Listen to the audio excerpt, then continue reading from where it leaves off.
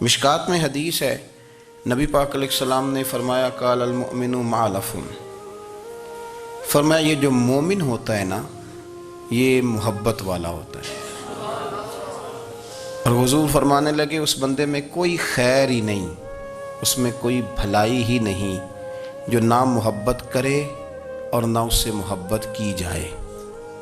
مومن محبت والا ہوتا ہے، الفت والا ہوتا ہے، پیار والا ہوتا ہے، پریم والا ہوتا ہے۔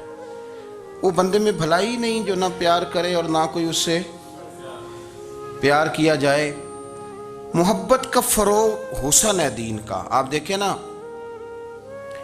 نبی پاک صلی اللہ علیہ وسلم نے صحابہ کے بارے میں فرمایا کہ میرے صحابہ سے اس لیے محبت کرو کہ یہ میرے صحابہ ہیں۔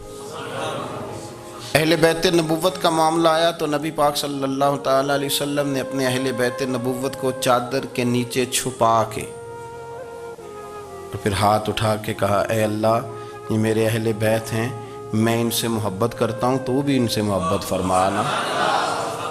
آپ ذرا غور کریں کہ یہ محبت کہاں کہاں پہنچتی ہے، اللہ سے، اللہ کے رسول سے، حضور کے صحابہ سے، بات اہل بیت تک آئی تو کہا، اے اللہ میں ان سے محبت کرتا ہوں، تو بھی ان سے محبت فرما، اور میرے مالک جو ان سے محبت کرے تو ان سب سے بھی محبت فرما۔ فروغ محبت، اشاعت محبت، تبلیغ محبت بڑا ضروری کام ہے۔ لیکن ایک تو یہ تھی کہ دین کے معاملے میں محبتیں جو شرعی محبتیں کہلاتی ہیں، اور ایک ہیں ہماری طبعی محبتیں۔ حضور صلی اللہ علیہ وسلم نے ہمیں حکم دیا ہے، فرمایا اپنی بیوی سے بغض نہ رکھنا۔ اس کا معنی یہ ہوا کہ کچھ لوگ ایسے ہیں جو بیوی کا بغض بھی پال لے۔ مقابلہ ہو رہا ہوتا ہے میاں بیوی کا، بحث ہو رہی ہوتی ہے، ایک دوسرے کے خلاف دلائل جمع ہو رہے ہوتے ہیں، ایک جنگ مچی ہوتی ہے۔ فرمایا اس سے بغض نہ رکھنا، کوئی عادت نہ پسند ہو تو وہ عادت دیکھ لینا جو تمہیں پسند ہے، عداوت نہ پیدا کرنا۔ ہاں دین زارے بیزاری کا حکم دیتا ہے، پر ان کے ساتھ جو رب رسول کے دشمن ہے۔ باقی فروغ محبت میں اپنا کردار ادا کرو۔ دیکھیں نا حضور صلی اللہ علیہ وسلم نے فرمایا جس نے محبت کے ساتھ ماں باپ کا چہرہ دیکھا، اللہ اسے کامل حج کا ثواب عطا کرے گا۔ لیکن حدیث میں جو حضور نے شرط لگائی، اس شرط کا خیال رکھنا ہے۔ کس طرح چہرہ دیکھنا ہے؟ فرمایا ماں باپ کا چہرہ دیکھو کس طرح۔ اچھا یہ حدیث بتاتی ہے کہ کچھ لوگ ایسے ہیں جو چہرہ دیکھتے ہیں پر محبت سے نہیں دیکھتے۔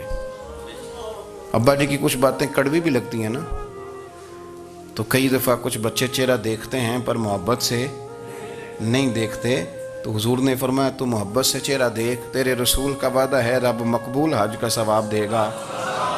صحابی عرض کرنے لگے، یا رسول اللہ صلی اللہ علیہ وسلم اگر میں 2 دفعہ دیکھوں؟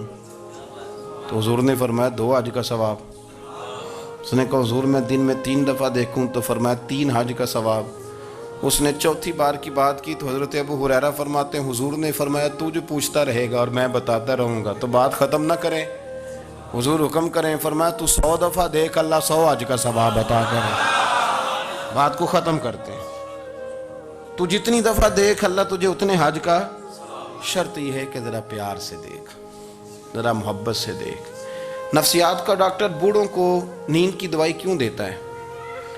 وہ اس لیے دیتا ہے کہ ان کے بچے انہیں وقت نہیں دیتے۔ بچے کو بہلایا جا سکتا ہے، بوڑھے کو بہلایا نہیں جا سکتا، اس لیے کہ جو بوڑھا ہوتا ہے نا اس کے پیچھے پوری ایک داستان زندگی ہوتی ہے، تاریخ ہوتی ہے، وہ کبھی کسی چیز کا مالک رہا ہے، سربراہ رہا ہے۔ اولڈ ہاؤس پاکستان میں تیزی سے اس لیے بن رہے ہیں کہ بچوں کی جو خاص الفت تھی نا ماں باپ سے وہ رہی نہیں۔ ورنہ اگر ایک والد 6 بچوں کا خیال رکھ سکتا تھا تو 6 بچے مل کے ایک باپ کو بھی تو سنبھال سکتے تھے نا، ماں کا بھی خیال کر سکتے تھے نا۔ محبت کا فروغ جب ہو، آپ ماں باپ کو ٹائم دیں، ان کے پاس بیٹھیں، ان کے ساتھ تھوڑا وقت بتائیں، سارے معاملات ٹھیک ہو جائیں گے۔ ہمارے معاشرے میں نا تیزی سے نفرت کا فروغ ہوا ہے، نفرت کا فروغ۔ پتہ اسلام نے غیبت سے کیوں منع کیا ہے؟ غیبت کا معنی یہ نہیں ہے کہ کسی بندے میں کوئی عیب نہیں پایا جاتا تھا تو آپ نے وہ بیان کر دیا، یہ غیبت نہیں، یہ تو بہتان ہے۔ کسی میں کوئی عیب نہ پایا جائے تو وہ بیان کرنا وہ غیبت نہیں، وہ تو بہتان ہے۔ غیبت کی تفصیل یہ ہے، تشریح یہ ہے، غیبت کی تعریف یہ ہے کہ کسی میں کوئی عیب پایا جاتا تھا، آپ نے وہ اس کی غیر موجودگی میں ڈسکس کیا تو اس کا نام غیبت ہے۔ وہ عیب تھا، آپ سچ ہی بول رہے تھے، آپ ٹھیک کہہ رہے تھے، عیب واقعی تھا، پر اسلام اس کو پسند نہیں کرتا۔ اسلام کہتا ہے کہ اگر تو سمجھتا تھا یہ عیب ہے تو جا کے اس کی تبلیغ کر، اس کو بتا، اس کو کہہ میاں یہ غلطی چھوڑ دے، تو نے ڈسکس کیوں کیا؟ آپ کسی شخص کے پاس بیٹھیں اور کسی دوسرے آدمی کی تعریف کریں، آپ کہیں کہ بڑا اچھا ہے، بڑا بامروت ہے، مہمان نواز ہے، با اخلاق ہے، وعدے کو وفا کرنے والا ہے، دیانتدار ہے، سچ بولتا ہے، آپ تعریفیں کریں۔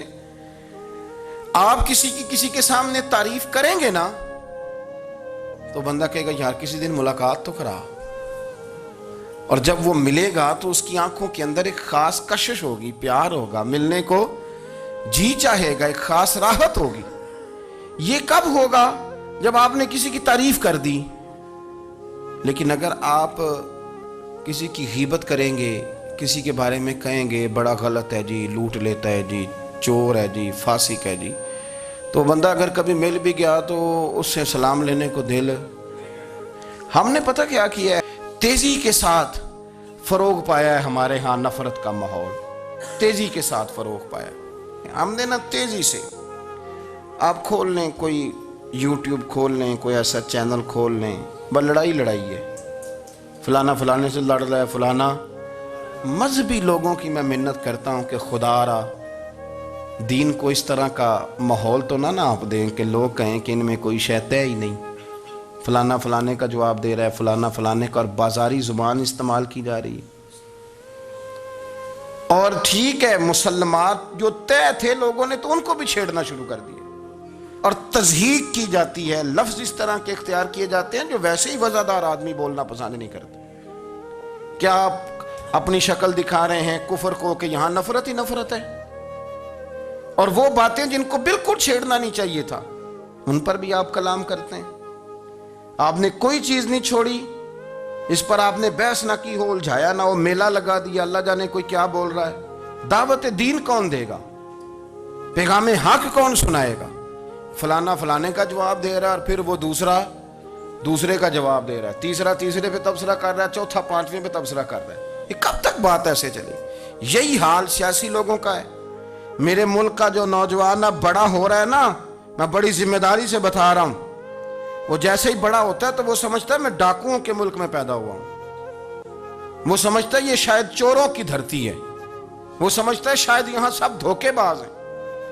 ہم اس طرح سے نچوڑ کے لوگوں کے دلوں میں نفرت بھری ہے، نچوڑ کے کہ لوگ سمجھنے لگے ہیں اس ملک میں تو کوئی بندہ دیانتدار ہے ہی نہیں، کوئی بندہ اچھا ہے ہی نہیں، کوئی بندہ نیک ہے ہی نہیں۔ مذاق اڑاتے ایک صاحب میرے پاس آئے ہوئے تھے، کہنے لگے پیر صاحب 11 سال ہو گئے پولیس کی نوکری کرتا ہوں، 1 روپیہ رشوت نہیں لی۔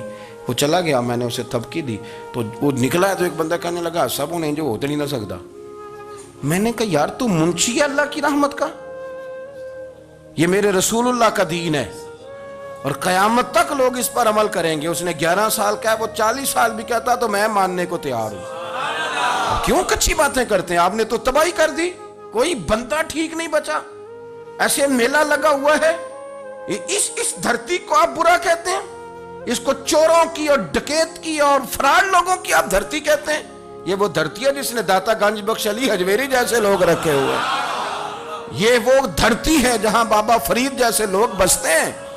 کیا بات کرتے ہیں صاحب؟ یہ اتنے بزرگ ترین لوگ یہاں بستے ہیں اور آپ کیا بات کرتے ہیں؟